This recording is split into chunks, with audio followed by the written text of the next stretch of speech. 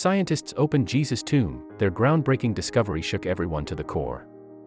The Church of the Holy Sepulchre in Jerusalem has suffered so many earthquakes, fires, and attacks that by 1009, it was totally destroyed.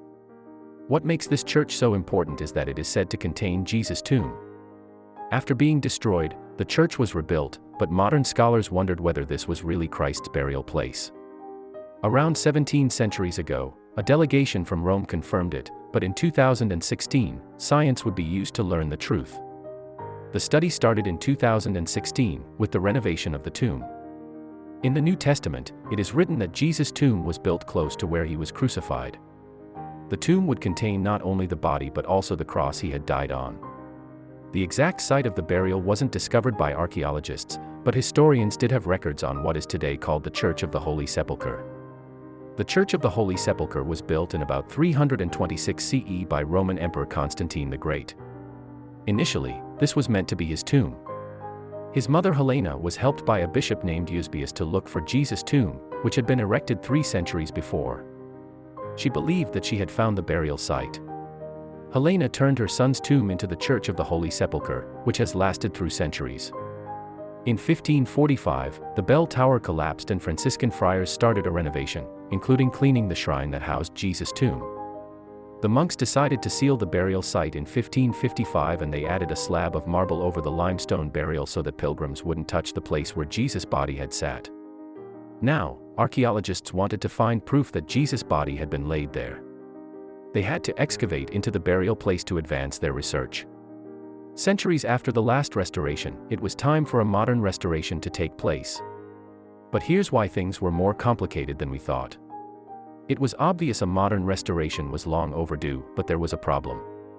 The Roman Catholic, Armenian Apostolic, and Greek Orthodox churches all have custody over this church. That meant they all had to agree with the decision, and history shows us they will always have a different point of view. Take for instance the immovable ladder. The 3 churches couldn't reach an agreement over a ladder of Lebanon cedar that was sitting over the entrance of the church. So the ladder hasn't been removed in over 2.5 centuries because the churches couldn't put their differences aside. However, the churches decided that they had to do some cleaning up. They had no idea they would be the witnesses of an incredible discovery.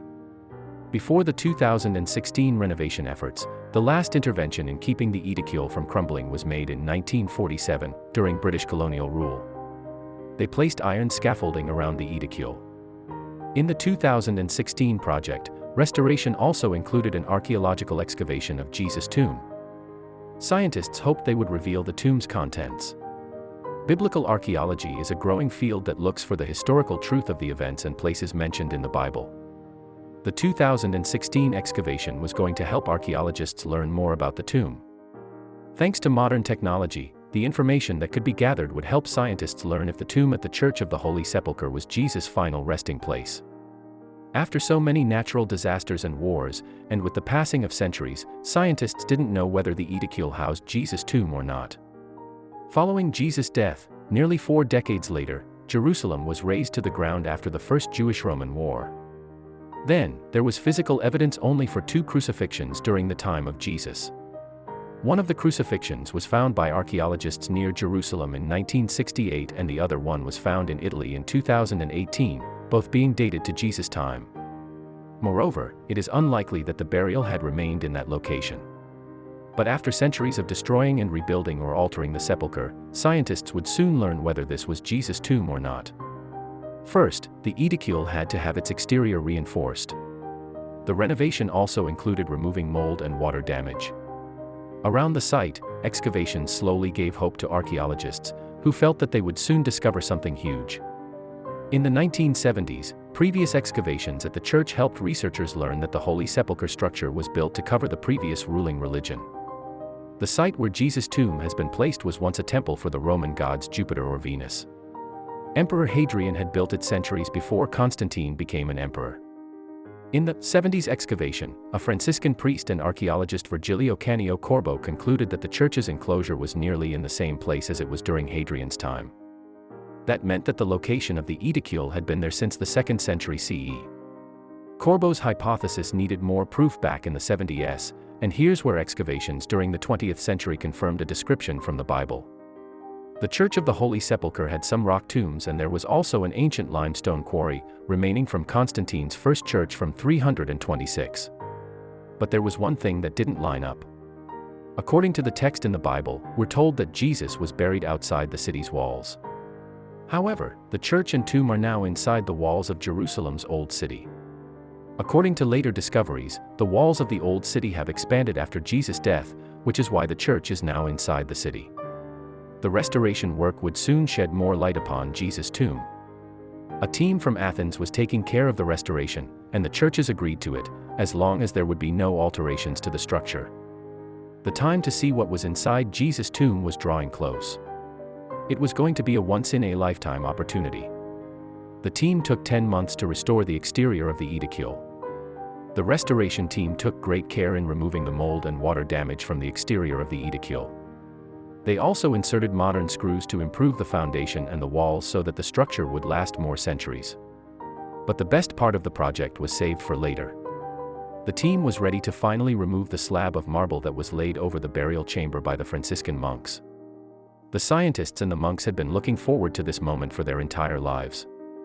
It happened on October 25 and 26 in 2016.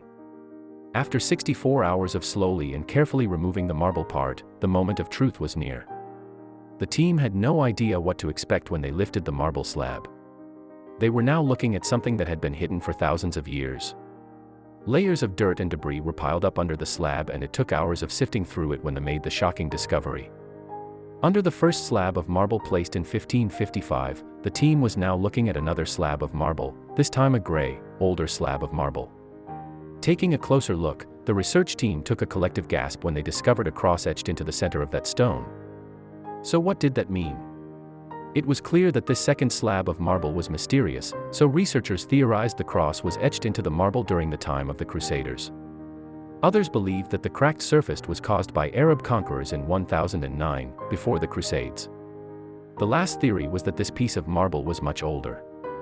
They began analyzing samples of rocks to find the answer to this mystery.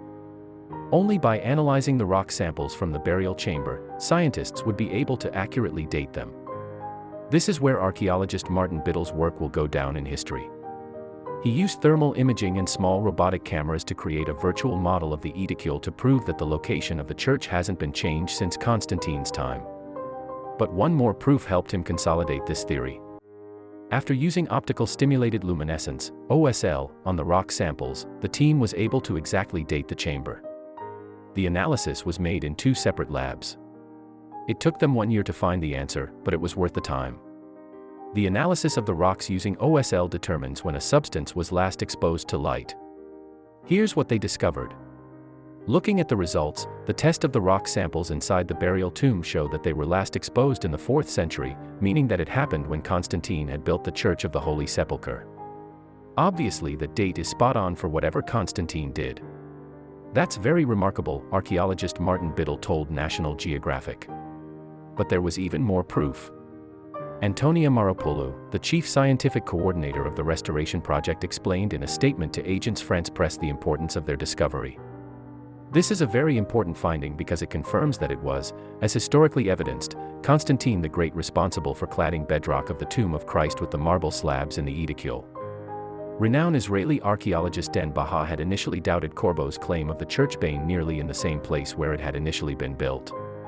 However, with the latest discoveries, he said that, "We really have no reason to reject the authenticity of the site," adding that, "There are no other sites that can lay a claim nearly as weighty."